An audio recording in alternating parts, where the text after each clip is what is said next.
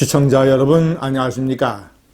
미국의 민주당 바이든 후보가 사실상 대통령 선거 승리를 선언했습니다. 대통령직 인수위원회 홈페이지도 개설했습니다. 아직 결정되지 않은 4개 주 중에서 하나만 차지해도 바이든은 대통령이 됩니다.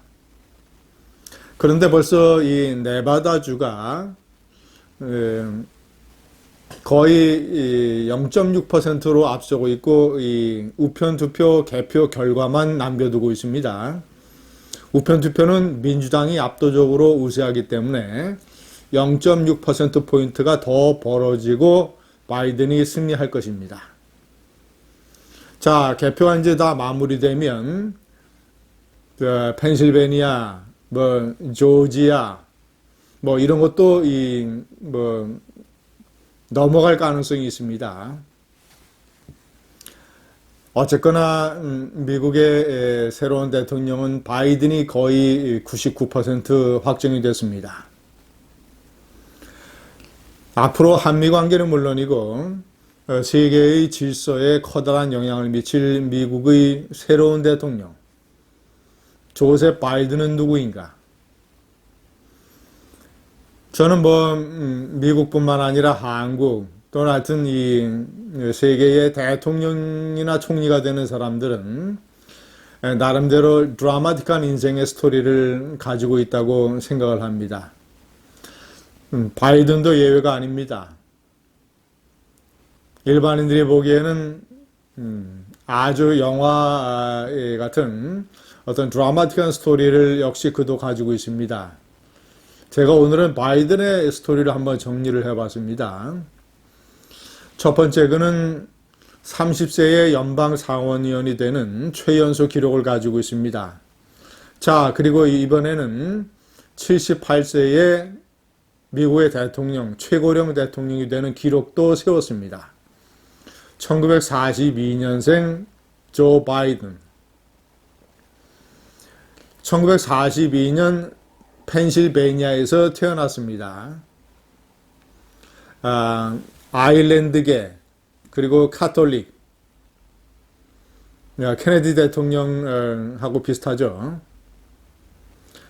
아버지는 이 화로를 청소하고 또는 이 중개업을 전전하고 그러니까 경제적으로는 서민 가정이었습니다. 한때는 쪼들려서 처가의 도움을 받았다고 합니다. 바이든은 10살 때 펜실베니아에서 델라웨어로 이사를 하게 됩니다. 그 델라웨어에서 이제 상원의원이 되고 현재도 델라웨어의 정치적인 기반을 가지고 있죠. 델라웨어 대학교를 나오고 시라큐스 대학의 로스쿨을 졸업을 해서 변호사 자격증을 땄습니다. 자, 그리고 1930살이 되던 해,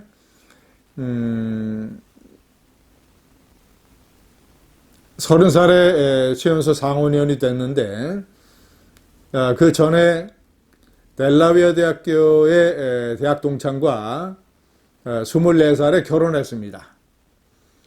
그래서 둘째 아들, 딸. 최연소 상원의원이 됐을 때 3살 아들, 2살 아들, 1살 딸. 이 세 명의 자녀를 가지고 있었죠. 그러나 당선 직전 6주 전에 아내와 가족이 교통사고를 당했습니다. 아내와 1살 배기 딸이 죽고 3살과 2살짜리 아들들은 뇌를 크게 다쳤습니다. 바이든이 상원의원, 연방 상원의원, 내가 과연 이런 엄청난 가족의 비극 속에서 상원의원을 제대로 할 수 있을까? 그래서 당선됐지만 포기할 생각도 하고 있었는데 아들들이 있는 병실에서 눈물을 흘리면서 연방 상원의원 취임 선서를 가졌습니다.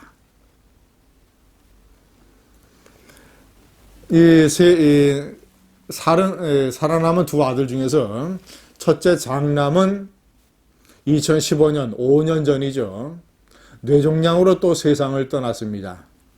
델라웨어주의 주 법무장관을 지내고 이 바이든의 정치적인 후계자가 될 가능성이 높았던 것으로 평가받았던 아들 장남이 또 그렇게 숨졌습니다. 둘째 아들은 이번 대통령 선거 때 많은 논란이 됐던 아버지의 직위를 이용을 해서 우크라이나를 포함한 외국에서 사업을 벌였다. 이런 논란에 이제 여러 가지 휩싸이기도 했죠. 그리고 형이 2015년 뇌종양으로 죽었을 때 그 이후에 형수와 동거를 하고 이 둘째 아들은 또 마약도 하고 여러 가지 구설수를 낳기도 했습니다. 복잡하고 비극적인 가정사. 개인적으로 이 바이든은 어렸을 때 말을 더듬었다고 합니다. 그래서 친구들이 놀리면 주먹 싸움까지 벌였다고 합니다. 어머니가 그를 위로한 말이 걸작입니다. 너의 앞서가는 생각을 너의 말이 따라가지 못하는 것이다. 너는 문제가 없다. 오히려 너는 말보다 생각이 앞서는 그런 어린이다. 지금 바이든의 승리를 개표가 따라가지 못하고 있습니다. 어떤 그 바이든 가족사의 슬픔, 이 엄청난 교통사고의 비극, 이런 것에 대해서 어떤 델라웨어주 출신의 연방 상원의원을 6번이나 할 수 있었던 데에는 유권자들이 어떤 그의 슬픔에 대해서 가지고 있는 어떤 이 동정과 연민, 이런 것이 많이 작용을 했다고 미국 언론들은 분석을 하고 있습니다. 바이든은 중도 실용주의입니다. 바이든은 과격하거나 급진적이거나 또는 어떤 편가르기나 이런 데에 몰두하는 이런 스타일이 아닙니다. 상원의 외교위원장, 법사위원장을 하면서 초당적으로 공화당과 협력을 많이 했다고 합니다. 그리고 중도 실용주의, 현실, 이론보다는 현실 정치를 중요시하고 부통령 시절에 시진핑과 8번이나 단독으로 저녁 만찬을 가질 정도로 친했고 교류를 쌓았지만 이번 대통령 선거 때는 명백하게 반중 정책을 표방을 했습니다. 중국의 패권주의가 어떻게 위협을 하는지 이것이 앞으로 자기 대통령 임기 중에 펼칠 정책 중에서 반중, 중국에 대한 견제 이런 것을 중요한 정책으로 집어넣은 것이지요. 이번 대통령 선거는 정책의 대결보다는 어떤 인격, 품위, 이런 대결, 인물 대결이었다라는 분석을 영국의 이코노미스트지는 내놓고 있습니다. 트럼프의 편가르기, 관료와 전문가를 무시하는 것. 자, 그리고 여러 가지 동맹국가의 관계를 악화시키고 국정이 어디로 튈 줄 모르는 국정의 불확실성을 가속시킨 것.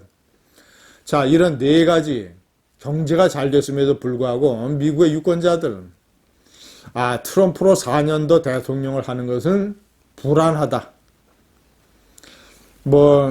화려하거나 트럼프처럼 튀지는 않지만 바이든을 선택을 하면 4년 동안 그래도 나라가 뒤집어질 일은 없겠구나. 트럼프의 돌출보다 바이든의 안정을 선택한 미국 대통령 선거였습니다. 감사합니다.